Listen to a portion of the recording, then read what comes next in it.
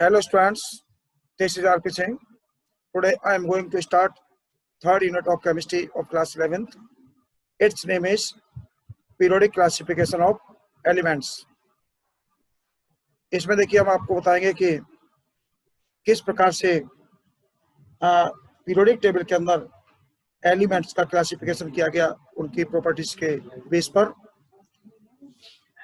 पहले देखिए शुरू में जब पीरियोडिक टेबल बनाने का काम शुरू हुआ होगा उस वक्त बताया जाता है कि अप्रोक्स 57 एलिमेंट्स थे जो आज 118 हो चुके हैं।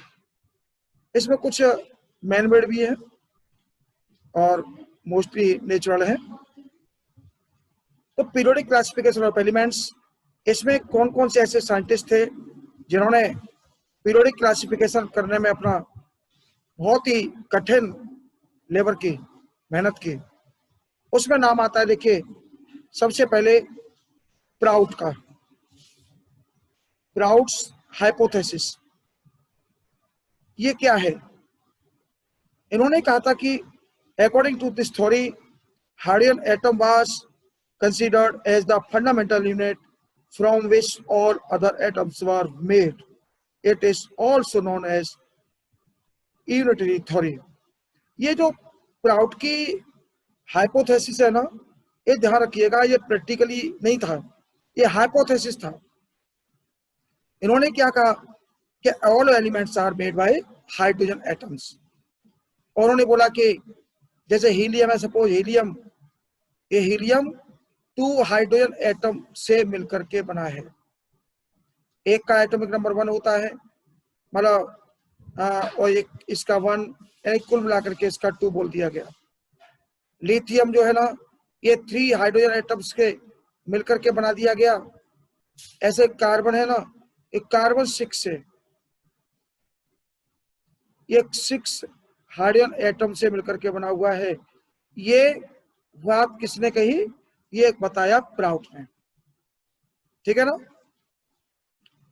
लेकिन बाद में जाकर के ये फेल हो गया।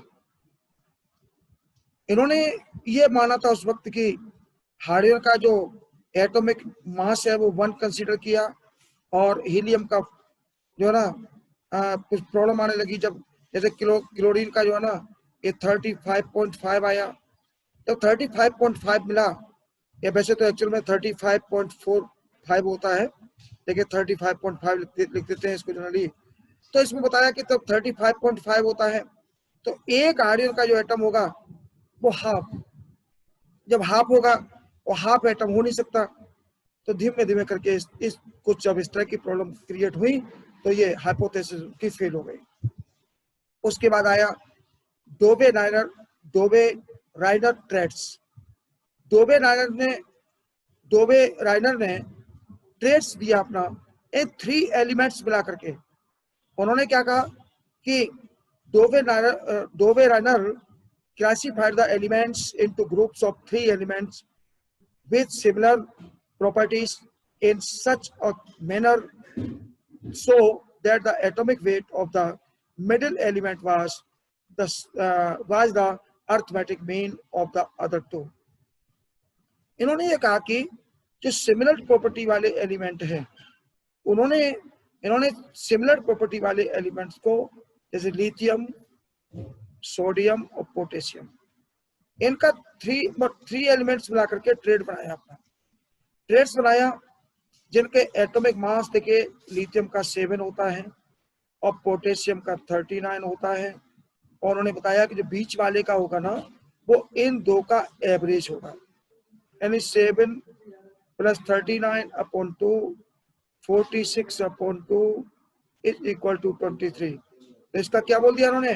23 के बीच वाले का जो एटॉमिक मास होगा ना वो फर्स्ट और थर्ड वाले के एटॉमिक मास का मीन होगा। तो इस तरह से उन्होंने देखिए क्लोरीन, ब्रोमीन और आयोडीन का दे दिया, कैल्शियम, स्ट्रोंशियम और बेरियम का दे दिया। लेकिन अदर जो एलिमेंट थे वो इस ट्रेड में फिट नहीं हुए। तो देखिए इन्होंने क्या किया, इन्होंने क्लोरीन, ब्रोमीन, आयोडीन के बीच में दिखा दिया अपना ट्रेड, सफल हुआ इनका। और कैल्शियम, स्ट्रोंशियम, बेरियम के बीच में हो गया। लेकिन अदर जो एलिमेंट बहुत सारे बचे, उनके बीच में ये ट्रेड सफल नहीं हुआ इनका, ठीक है ना। तो ये भी फेल हो गया यहाँ से। देखिए इसके बाद आता है, देखिए इसमें लिमिटेशंस देखें। डोबे राइनर could not arrange all the elements known at that time। उस वक्त जो जितने एलिमेंट नॉन थे उन सब के बारे में ये डोबे राइनर अपने ट्रेड को अप्लाई नहीं कर सके। he could he could identify only 3 such trades that have been mentioned। उन्होंने केवल 3 ही ट्रेड बना पाए। एक तो ट्रेड ये लिथियम सोडियम पोटेशियम का, एक क्लोरीन ब्रोमीन आयोडीन का, और एक कैल्शियम स्ट्रोंशियम और बेरियम का। ओके, इसके बाद देखिए थर्ड साइंटिस्ट आए न्यूलैंड्स ऑक्टेव्स। न्यूलैंड्स ऑक्टेव क्या है? न्यूलैंड ऑक्टेव में ध्यान रखिएगा, इन्होंने क्या किया कि जैसे म्यूजिकल इंस्ट्रूमेंट होता है ना, हारमोनियम, उसमें जो 7 स्वर होते हैं ना। देखिए Newland states that when elements are arranged in order of increasing atomic masses, every 8th element has properties similar to the first, just like in the musical note। जो म्यूजिकल नोट होते हैं 7 म्यूजिकल नोट होते हैं, आपने पढ़े देखे होंगे, सारे गामा पाधानी, सारे गामा पाधानी, ठीक है ना। ये लिखा हुआ है इसमें सा रे गा मा पा धा नी, ये 7 म्यूजिकल नोट है। तो 7 म्यूजिकल नोट में इन्होंने अपने एलिमेंट्स को क्लासिफाई किया और बताया कि जैसे हर 8th जो नोट होता है वो अपने फर्स्ट नोट के सेम होता है। हेलो, सा रे गा मा पा धा नी। अब देखिए 1 2 3 4 5 6 7, अब आ रहा है 8th नंबर। तो 8th नंबर पर सा आ जाएगा, फिर रे आ जाएगा 9th नंबर पर, तो हर 8th, फिर गा आ गया 10th नंबर पर। तो हर जो 8th होगा ना वो अपने फर्स्ट के सेम होगा।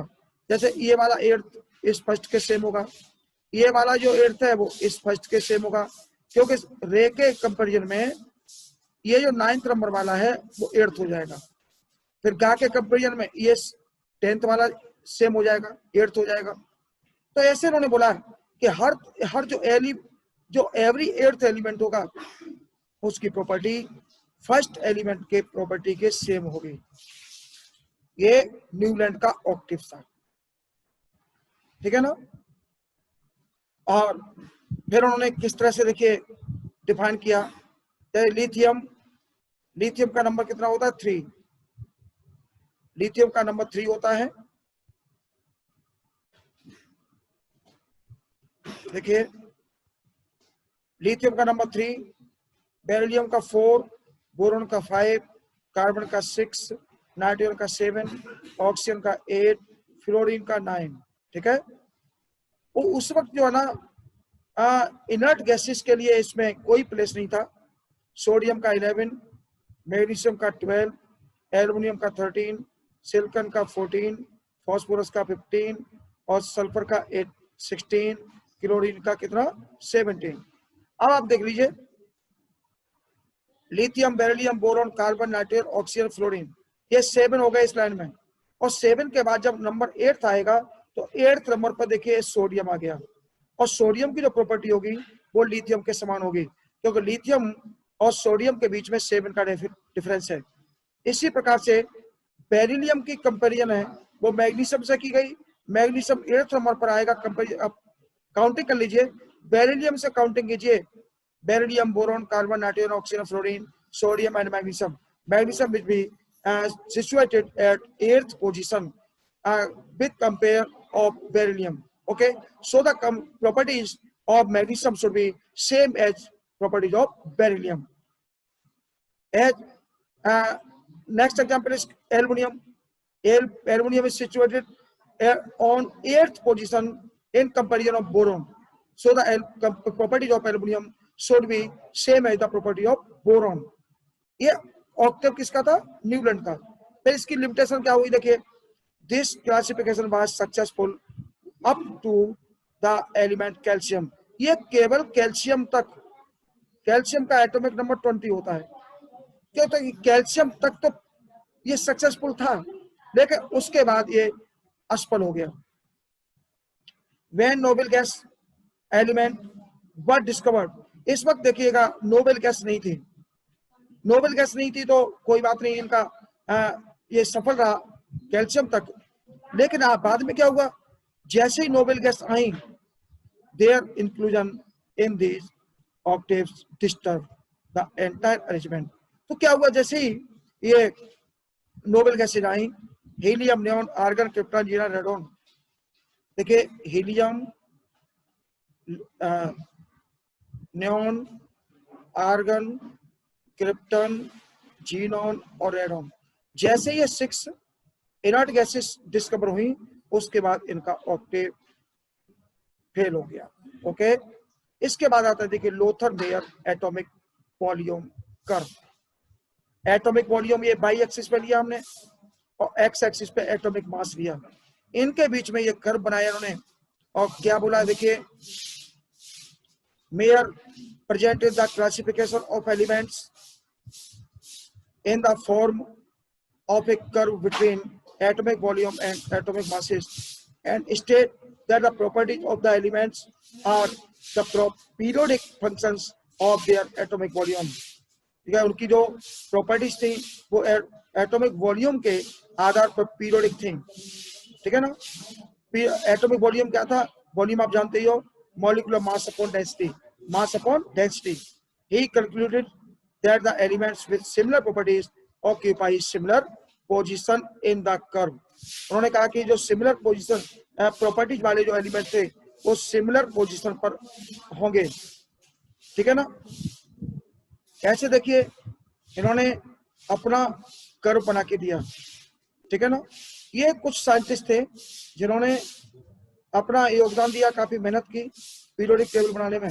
उसके बाद मेंडलीफ आए, जो आपको अगले वीडियो मिलेगा, नेक्स्ट वीडियो मिलेगा। तो उन्होंने बोला कि सेम प्रॉपर्टीज वाले जो है ना वो सेम पोजीशन पर इन्होंने रखा कुछ एलिमेंट्स को, और उसके बाद देखिए ये कर्व भी बाद में एक यूजफुल नहीं रहा, कि उसको लर्न करने में काफी प्रॉब्लम आने लगी।